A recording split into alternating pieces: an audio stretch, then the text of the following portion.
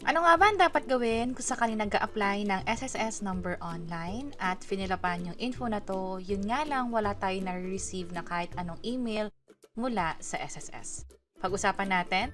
By the way, kung first time mo sa channel na to at gusto mo pa ng mga online tutorial videos katulad nito, please click the subscribe button.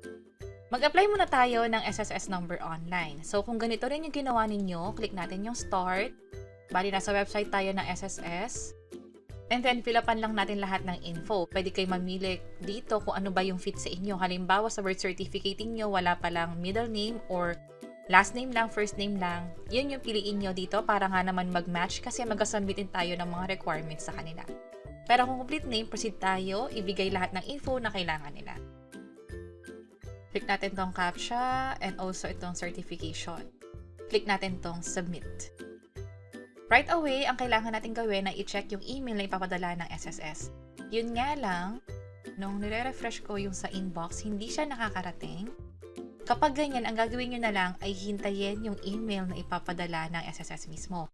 Possible, merong delay, or di naman kaya, ay mag-logout muna kayo and then mag-login ulit. Sa case ko, hindi ko na yung ginawa, umabot lang ng siguro mga 1 minute bago ko nakuha yung link na to. By the way, sa ibang ginawa ko nga pala na account, umabot ng mga 3 minutes to 5 minutes bago ko nakuha yung mismong email ng SSS. So, ang gagawin lang talaga natin, i-refresh lang yung website.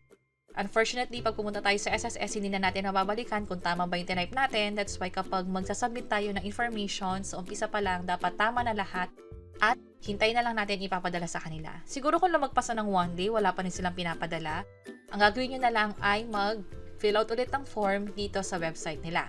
Andito yung complete name natin and also yung email address dapat tama na. I-check rin itong CAPTCHA at i-click itong submit. And then, hopefully, makareceive na kayo ng email na katulad nito. Kapag kinlik natin yung link, mag-proceed na tayo sa mismong pag-apply ng SSS number. Kukumpletuhin lang natin lahat ng information na hinihingi dito hanggang sa makakuha tayo ng SSS number na pwede i-submit sa employer natin kung sakaling for employment yung in-apply natin. Halimbawa, wala pa talaga tayong trabaho pero naghahanap pa lang. Ito yung pipiliin. Kung ano man yung SSS number na ma-generate dito, yun yung ibibigay natin sa HR or sa nag-require sa atin ng mga requirements. Kung self-employed naman, may mga additional information na ihingin also for OFW, non-working spouse, claimant, at survivor pensioner. And that's it. Sana wala nang problema sa link sa inyo na pinadala ng SSS. Kung sakali naman na nagkakaroon ng error, halimbawa, URL is invalid o di naman kaya nag-expire na, meron din kaming ginawang hiwalay na tutorial video tungkol dyan. Pwede nyo i-check yung page or channel namin.